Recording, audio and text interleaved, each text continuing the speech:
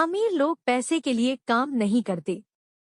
Daddy, क्या आप मुझे बता सकते हैं कि अमीर कैसे अनाज आए? यह सुनते ही मेरे डैडी ने अपना शाम का अखबार नीचे रख दिया। बेटे, तुम अमीर क्यों बनना चाहते हो? क्योंकि आज जिमी की मम्मी अपनी नई कैडिलक कार में आई और वे लोग पिकनिक पर अपने समुद्र तट वाले घर पर जा रहे थे।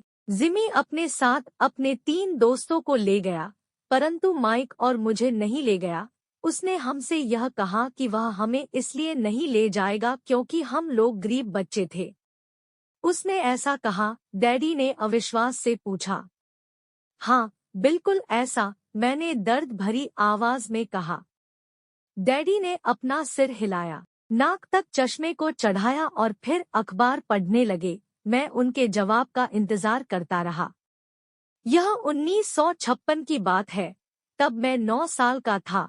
किस्मत की बात थी कि मैं उसी पब्लिक स्कूल में जाता था जिसमें अमीर लोगों के बच्चे पढ़ते थे। हम शुगर प्लांटेशन के कस्बे में रहते थे। प्लांटेशन के मैनेजर और कस्बे के बाकी अमीर लोग जैसे डॉक्टर, बिजनेसमैन और बैंकर अपने बच्चों को पहली क्लास से 6ठी क्लास तक इसी स्कूल में भेजते थे। 6ठी क्लास के बाद बच्चों को प्राइवेट स्कूलों में भेजा जाता था। अगर मेरा परिवार सड़क के दूसरे छोर पर रह रहा होता तो मुझे अलग तरह के स्कूल में भेजा जाता जहां मेरे जैसे परिवारों के बच्चे पढ़ते थे। 6ठी क्लास के बाद इन बच्चों की तरह मैंने भी पब्लिक इंटरमीडिएट और हाई स्कूल किया होता क्योंकि उनकी ही तरह मेरे लिए भी प्राइवेट स्कूल में जाना संभव नहीं था। मेरे डैडी ने आखिर अखबार को रख दिया। मुझे पता था कि वे क्या सोच रहे थे। उन्होंने धीमे से शुरुआत की, अगर तुम अमीर बनना चाहते हो तो तुम्हें पैसे बनाना सीखना चाहिए। मैंने पूछा, मैं पैसे बनाना किस तरह सीख सकता हूँ? अपने दिमाग के इस्तेमाल से, उन्होंने मुस्कराते हुए कहा, जिसका असली मतलब यह था, बस मैं तुम्हें इतना ही बता सकता हूँ या मैं इसका जवाब नहीं जानता, इसलिए मुझे तंग मत करो। एक साझेदारी हुई।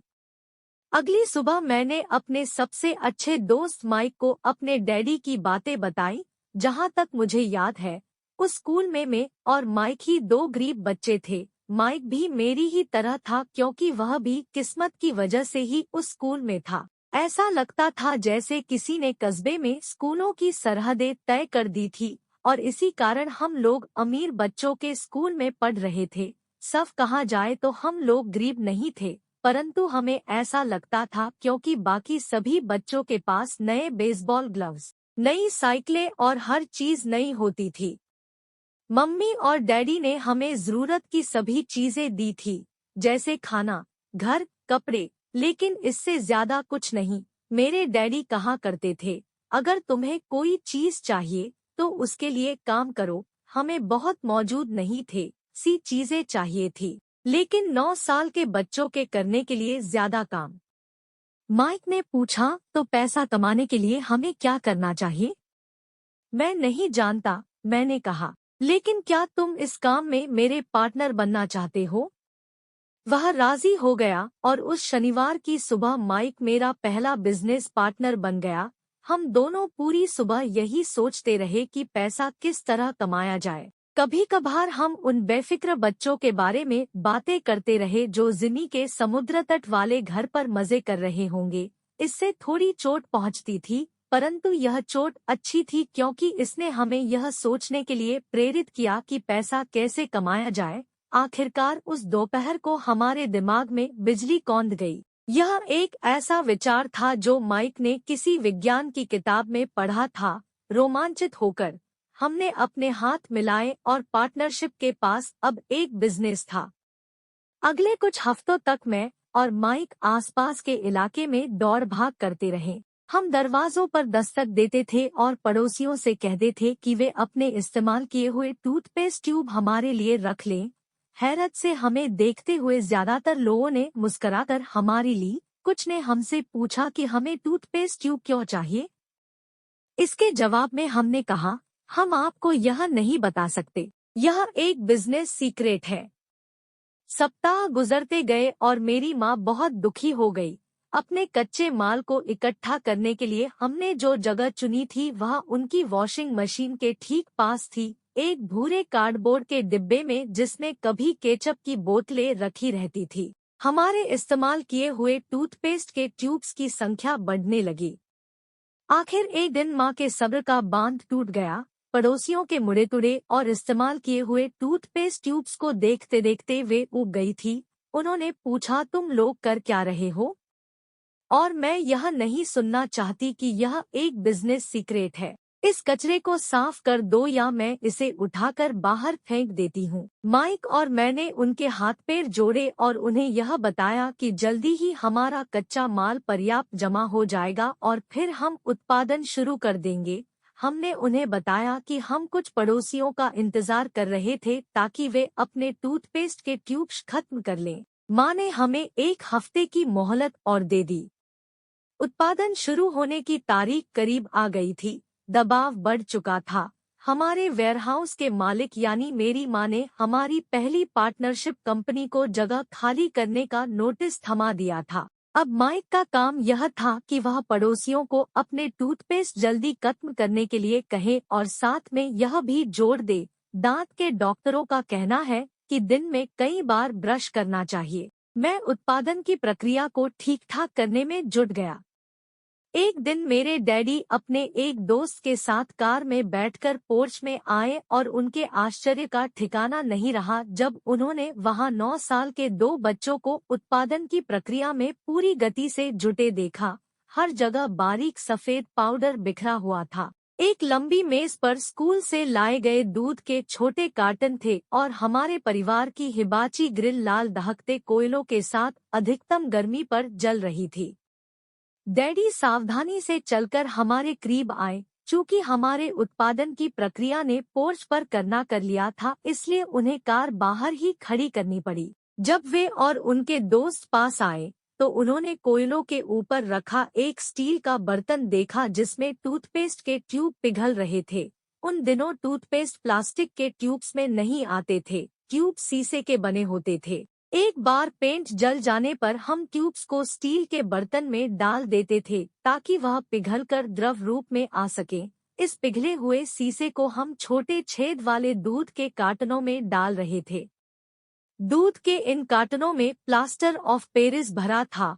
हर तरफ फैला सफेद पाउडर प्लास्टर ही था जिसमें हमने पानी मिलाया था। जल्दबाजी में मैंने उसके बैग को गिरा दिया था और पूरी जमीन ऐसी लग रही थी जैसे वहां अभी-अभी बर्फ का तूफान आया हो। दूध के कार्टन बाहरी बक्से थे जिसके भीतर प्लास्टर ऑफ पेरिस के सांचे थे। मेरे डैडी और उनके दोस्त हमें देखते रहे और हम पिघले हुए शीशे को प्लास्टर ऑफ पेरिस के क्यूब के ऊपर से छोटे से छेद में डालते रहे। संभल कर, मेरे डैडी ने कहा। मैंने बिना सिर उठाए हामी भर दी।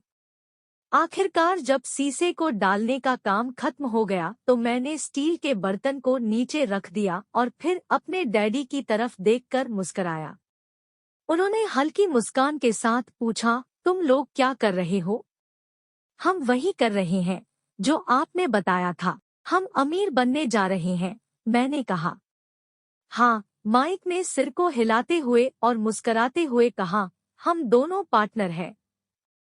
डैडी ने पूछा, और इन प्लास्टर के सांचों में क्या है? देखिए, मैंने कहा, इसमें एक बहुत अच्छी चीज है। छोटे हथौड़े से मैंने सील को ठोका जिससे बाहरी खोल टूट गया। सावधानी से मैंने ऊपर के आधे प्लास्टर को हटाया और जस्ते का एक सिक्का बाहर गिर गया। हे भगवान, मेरे डैडी ने कहा, तो तुम लोग जस्ते के सिक्के ढाल रहे थे? बिल्कुल सही, माइक ने कहा। हम वही कर रहे थे जैसा आपने हमसे कहा था। हम पैसा बना रहे थे। मेरे डैडी के दोस्त जोर से हंसने लगे। मेरे डैडी भी मुस्कराए और उन्होंने अपना सिर हिलाया। उनके सामने आग और टूथपेस्ट की ट्यूब्स के बक्से के साथ सफेद धूल में लिपटे हुए 2 बच्चे खड़े थे जो इस कान से उस कान तक खुलकर मुस्करा रहे थे। उन्होंने हमसे कहा कि हम सब कुछ छोड़कर उनके साथ चले और घर के सामने वाली सीढ़ी पर बैठें। मुस्कराते हुए उन्होंने हमें जालसाजी शब्द का मतलब समझाया।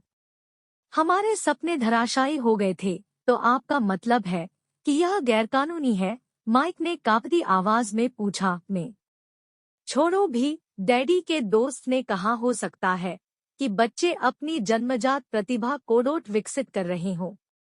मेरे डैडी उन्हें घूरते रहे। हाँ, यह गैरकानूनी है, डैडी ने नरमी से कहा, परंतु तुम लोगों ने यह साबित कर दिया है कि तुम में बहुत ज्यादा रचनात्मकता और मौलिक विचार है। इसी तरह आगे बढ़ते रहो, मुझे तुम पर गर्व है। निराश होकर माइक और मैं तकरीबन 20 मिनट तक चुपचाप अपना सिर पकड़कर बैठे रहे। इसके बाद हमने सारा अटाला साफ करना शुरू किया। पहले ही दिन हमारा बिजनेस चौपट हो गया था। पाउडर साफ करते हुए मैंने माइक की ओर देखा और कहा, मुझे लगता है जमी और उसके दोस्त ठीक कहते हैं, हम सचमुच गरीब हैं। जब मैंने यह कहा तब डैडी बस जाने ही वाले थे। बच्चों, उन्होंने कहा, तुम गरीब तभी कहलाओगे जब तुम लोग हार मान लोगे। सबसे महत्वपूर्ण चीज यह है कि तुमने कुछ किया। ज्यादातर लोग केवल अमीर बनने के बारे में बातें करते रहते हैं और उसके सपने देखते रहते हैं। तुमने कुछ किया है, मुझे तुम दोनों पर गर्व है। मैं एक बार फिर से यही कहूँगा, आगे बढ़े चलो, हार मत मानो। माइक और मैं खामोश खड़े रहे। ये शब्द सुनने में अच्छे थे, परंतु हमें यह पता नहीं था कि हमें क्या करना चाहिए। तो ऐसा क्यों है, डैडी, कि आप अमीर नहीं हैं? मैंने पूछा। क्योंकि मैंने एक स्कूल टीचर बनने का फैसला किया था। स्कूल के टीचर अमीर बनने के बारे में नहीं सोचते, हम सिर्फ पढ़ाना पसंद करते हैं। काश कि मैं तुम लोगों की मदद कर सकता, परंतु हकीकत में मैं यह नहीं जानता कि दौलत कैसे कमाई जाती है। माइक और मैं पलटे और अपने सफाई अभियान में जुट गया। डैडी ने कहा, अगर तुम लोग यह सीखना ही चाहते हो कि अमीर कैसे बना जाता है, तो मुझसे मत पूछो माइक। तुम अपने डैडी से यह सवाल पूछो, मेरे डैडी। माइक ने हैरानी से कहा, हाँ, तुम्हारे डैडी। मेरे डैडी ने मुस्कराकर दोहराया, तुम्हारे डैडी और मेरा बैंकर एक ही है। और वह तुम्हारे डैडी की बहुत तारीफ करता है। उसने मुझे कई बार यह बताया है कि पैसा बनाने में तुम्हारे डैडी का कोई जवाब नहीं है। मेरे डैडी, माइक ने एक बार फिर हैरानी से पूछा, फिर ऐसा क्यों है कि स्कूल के अमीर बच्चों की तरह हमारे पास शानदार कार और आलीशान बंगला नहीं है? शानदार कार और आलीशान बंगले के होने का यह मतलब नहीं होता कि आप निश्चित रूप से अमीर हैं या आप पैसा बनाने की कला जानते हैं, डैडी ने जवाब दिया। जिमी के डैडी शुगर प्लांटेशन में काम करते हैं। उनमें और मुझमें ज्यादा फर्क नहीं है। वे एक कंपनी के लिए काम करते हैं और मैं सरकार के लिए। कंपनी उन्हें कार खरीद कर दे देती है। इस समय शक्कर की कंपनी आर्थिक संकट में फंसी हुई है और जिमी के डैडी के पास जल्द ही कुछ नहीं बचेगा। तुम्हारे डैडी अलग हैं, माइका। ऐसा लगता है कि वे एक साम्राज्य बनाने जा रहे हैं और मेरा अंदाज है कि कुछ ही सालों में वे बहुत अमीर बन जाएंगे। यह सुनकर माइक और मैं एक बार फिर रोमांचित हो गए। नए उत्साह से हमने अपने डूबे हुए व्यवसाय के कचरे को साफ करना शुरू कर दिया। जब हम सफाई कर रहे थे तो हमने यह भी योजना बना ली कि कब और कैसे माइक के डैडी से बात की जाए। समस्या यह थी कि माइक के डैडी बहुत ज्यादा काम करते थे और देर रात तक घर नहीं लौटते थे। माइक के डैडी के पास कई वेयरहाउस, कंस्ट्रक्शन कंपनी, स्टोर्स की श्रृंखला और 3 रेस्तरां थे। रेस्तराओं के कारण ही उन्हें घर लौटने में देर हो जाती थी। सफाई खत्म करने के बाद माइक बस पकड़कर अपने घर चला गया। वह अपने डैडी से बात करने वाला था, चाहे वे कितनी ही देर से घर लौटें, और उनसे पूछने वाला था कि क्या वे हमें अमीर बनने की तरकीब सिखाने के लिए तैयार है। माइक ने मुझसे वादा किया कि जैसे ही वह अपने डैडी से बात कर लेगा, वह मुझे फोन करेगा, चाहे कितनी ही देर क्यों न हो जाए। फोन रात को 8:30 बजे आया। ओके, अगले शनिवार, मैंने कहा और फोन रख दिया। माइक के डैडी माइक और मुझसे मिलने के लिए तैयार हो गए थे। शनिवार की सुबह 7:30 बजे मैंने शहर के दूसरे हिस्से में जाने के लिए बस पकड़ी और सबक शुरू हुए। मैं तुम्हें 1 घंटे के 10 सेट दूंगा। 1956 की तनख्वाह के हिसाब से भी 10 सेंट प्रति घंटे का वेतन कम था। माइकल और मैं सुबह 8 बजे उसके डैडी से मिले। वे पहले से ही व्यस्त थे और उनके पास 1 घंटे से भी ज्यादा का काम मौजूद था। जब मैं उनके साधारण छोटे और साफ घर के सामने पहुंचा तो मैंने देखा कि उनका कंस्ट्रक्शन सुपरवाइजर अपने पिकअप ट्रक में वहां से जा रहा था। माइक मुझे दरवाजे पर ही मिल गया। डैडी अभी फोन पर है और उन्होंने कहा है कि हम लोग पीछे के पोर्च में उनका इंतजार करें, माइक ने दरवाजा खोलते हुए कहा। जब मैंने उस पुराने घर की दहलीज के अंदर कदम रखा तो लकड़ी के पुराने फर्श की चरमराहट सुनाई दी। दरवाजे के भीतर सस्ती सी चटाई थी। चटाई वहां इसलिए रखी गई थी ताकि फर्श पर पड़े अनगिनत कदमों के निशानों को छुपाया जा सके। हालांकि वह साफ थी पर यह स्पष्ट दिखता था कि उसे बदल देना चाहिए। जब मैं संकरे लिविंग रूम में घुसा तो मेरा दम घुटने लगा था। वहां पुराने फर्नीचर की बू आ रही थी और निश्चित रूप से उस फर्नीचर को संग्रहालय में होना चाहिए था। सोफे पर 2 महिलाएं बैठी थी, जिनकी उम्र मेरी माँ से थोड़ी ज्यादा होगी। महिलाओं के सामने एक पुरुष मजदूरों के कपड़ों में बैठा हुआ था। उसने खाकी पैंट और खाकी शर्ट पहन रखा था। हालांकि कपड़े साफ और प्रेस किए थे, परंतु उनमें स्टार्च नहीं किया गया था। उस आदमी की उम्र मेरे डैडी से लगभग 10 साल ज्यादा होगी, शायद 45 साल। जब मैं और माइक उनके पास से गुजरते हुए किचन की तरफ गए जहां से पोर्च का रास्ता था, तो वे मुस्कराए। मैं भी जवाब में शर्माकर मुस्करा दिया। ये लोग कौन है? मैंने पूछा। अरे, ये लोग डैडी के लिए काम करते हैं। बूढ़ा व्यक्ति उनके वेयरहाउसों को संभालता है और महिलाएं रेस्तराओं की मैनेजर हैं। और तुमने उस कंस्ट्रक्शन सुपरवाइजर को तो देखा ही होगा जो यहाँ से 50 मील दूर एक सड़क परियोजना पर काम कर रहा है। उनका दूसरा सुपरवाइजर जो बहुत से घर बना रहा है, वह तुम्हारे आने के पहले ही जा चुका है। क्या ऐसा हमेशा ही होता है? मैंने पूछा। हमेशा तो नहीं, पर अक्सर ऐसा ही होता है, माइक ने कहा और मेरे पास अपनी कुर्सी खींचते हुए वह मुस्कराया। ओके, अगले शनिवार, मैंने कहा और फोन रख दिया। माइक के डैडी माइक और मुझसे मिलने के लिए तैयार हो गए थे। शनिवार की सुबह 7:30 बजे मैंने शहर के दूसरे हिस्से में जाने के लिए बस पकड़ी और सबक शुरू हुए। मैं तुम्हें 1 घंटे के 10 सेंट दूंगा। 1956 की तनख्वाह के हिसाब से भी 10 सेंट प्रति घंटे का वेतन कम था।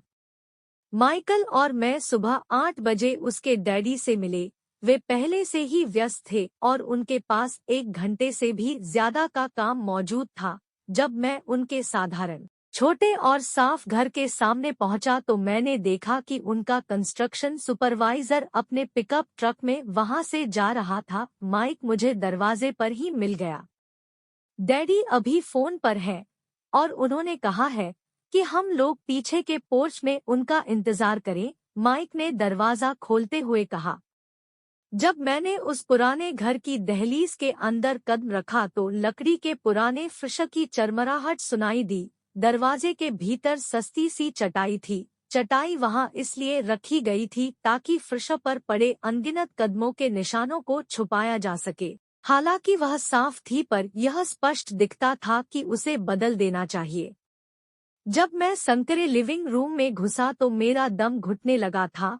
वहां पुराने फर्नीचर की बू आ रही थी और निश्चित रूप से उस फर्नीचर को संग्रहालय में होना चाहिए था। सोफे पर 2 महिलाएं बैठी थी, जिनकी उम्र मेरी माँ से थोड़ी ज्यादा होगी। महिलाओं के सामने एक पुरुष मजदूरों के कपड़ों में बैठा हुआ था। उसने खाकी पैंट और खाकी शर्ट पहन रखा था।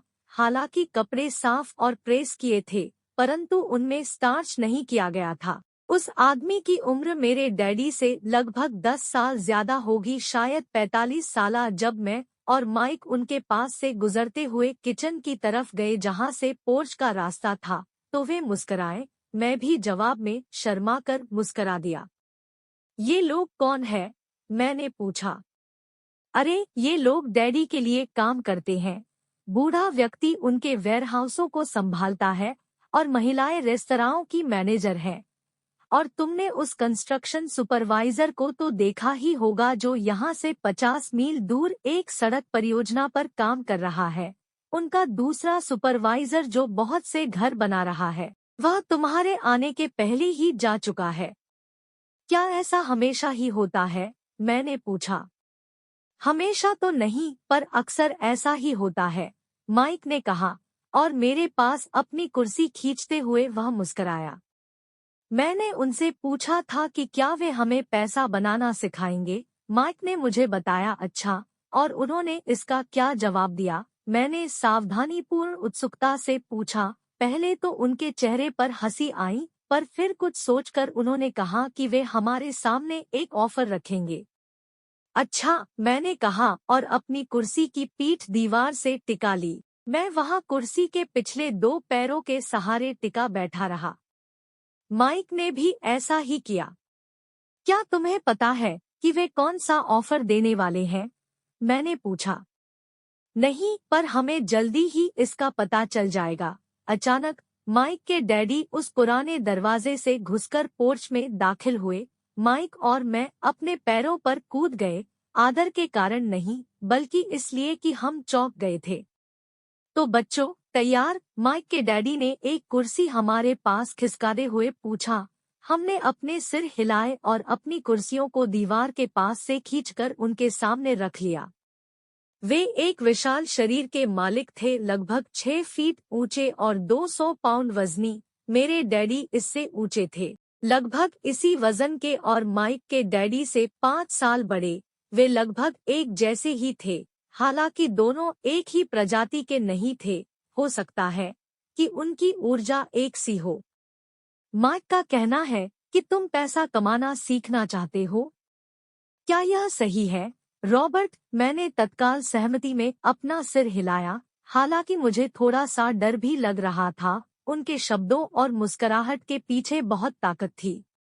अच्छा, यह रहा मेरा ऑफर। मैं तुम्हें सिखाऊंगा, लेकिन मैं ऐसा क्लासरूम की शैली में नहीं करूंगा। अगर तुम मेरे लिए काम करोगे तो उसके बदले में मैं तुम्हें सिखाऊंगा। तुम मेरे लिए काम नहीं करोगे तो मैं तुम्हें नहीं सिखाऊंगा। अगर तुम काम करते हो तो मैं तुम्हें ज्यादा तेजी से सिखा सकता हूँ, और अगर तुम सिर्फ बैठकर मेरी बातें सुनते हो जैसा कि तुम लोग स्कूल में करते हो तो इससे मेरा समय बर्बाद होगा। यह मेरा ऑफर है, इसे या तो मान लो या फिर वापस लौट जाओ। क्या मैं आपसे पहले एक सवाल कर सकता हूँ? मैंने पूछा। नहीं, इसे या तो मान लो या फिर वापस लौट जाओ। मेरे पास बर्बाद करने के लिए फालतू समय नहीं है। अभी ढेर सा काम पड़ा हुआ है। अगर तुम में तत्काल फैसला करने की क्षमता नहीं है तो तुम कभी पैसे कमाना नहीं सीख पाओगे। मौके आते हैं और चले जाते हैं, इसलिए तत्काल निर्णय लेने की क्षमता एक महत्वपूर्ण कला है। तुमने जैसा चाहा था वैसा एक मौका तुम्हारे। मैंने उनसे पूछा था कि क्या वे हमें पैसा बनाना सिखाएंगे। माइक ने मुझे बताया अच्छा, और उन्होंने इसका क्या जवाब दिया? मैंने सावधानीपूर्ण उत्सुकता से पूछा। पहले तो उनके चेहरे पर हंसी आई, पर फिर कुछ सोचकर उन्होंने कहा कि वे हमारे सामने एक ऑफर रखेंगे। अच्छा, मैंने कहा और अपनी कुर्सी की पीठ दीवार से टिका ली। मैं वहां कुर्सी के पिछले 2 पैरों के सहारे टिका बैठा रहा। माइक ने भी ऐसा ही किया। क्या तुम्हें पता है कि वे कौन सा ऑफर देने वाले हैं? मैंने पूछा। नहीं, पर हमें जल्दी ही इसका पता चल जाएगा। अचानक माइक के डैडी उस पुराने दरवाजे से घुसकर पोर्च में दाखिल हुए। माइक और मैं अपने पैरों पर कूद गए, आदर के कारण नहीं, बल्कि इसलिए कि हम चौंक गए थे। तो बच्चों, तैयार? माइक के डैडी ने एक कुर्सी हमारे पास खिसकाते हुए पूछा। हमने अपने सिर हिलाए और अपनी कुर्सियों को दीवार के पास से खींचकर उनके सामने रख लिया। वे एक विशाल शरीर के मालिक थे, लगभग 6 फीट ऊंचे और 200 पाउंड वजनी। मेरे डैडी इससे ऊंचे थे, लगभग इसी वजन के, और माइक के डैडी से 5 साल बड़े। वे लगभग एक जैसे ही थे, हालांकि दोनों एक ही प्रजाति के नहीं थे। हो सकता है कि उनकी ऊर्जा एक सी हो। माइक का कहना है कि तुम पैसा कमाना सीखना चाहते हो। क्या यह सही है, रॉबर्ट? मैंने तत्काल सहमति में अपना सिर हिलाया, हालांकि मुझे थोड़ा सा डर भी लग रहा था। उनके शब्दों और मुस्कुराहट के पीछे बहुत ताकत थी। अच्छा, यह रहा मेरा ऑफर। मैं तुम्हें सिखाऊंगा, लेकिन मैं ऐसा क्लासरूम की शैली में नहीं करूंगा। अगर तुम मेरे लिए काम करोगे तो उसके बदले में मैं तुम्हें सिखाऊंगा। तुम मेरे लिए काम नहीं करोगे तो मैं तुम्हें नहीं सिखाऊंगा। अगर तुम काम करते हो तो मैं तुम्हें ज्यादा तेजी से सिखा सकता हूँ, और अगर तुम सिर्फ बैठकर मेरी बातें सुनते हो जैसा कि तुम लोग स्कूल में करते हो तो इससे मेरा समय बर्बाद होगा। यह मेरा ऑफर है।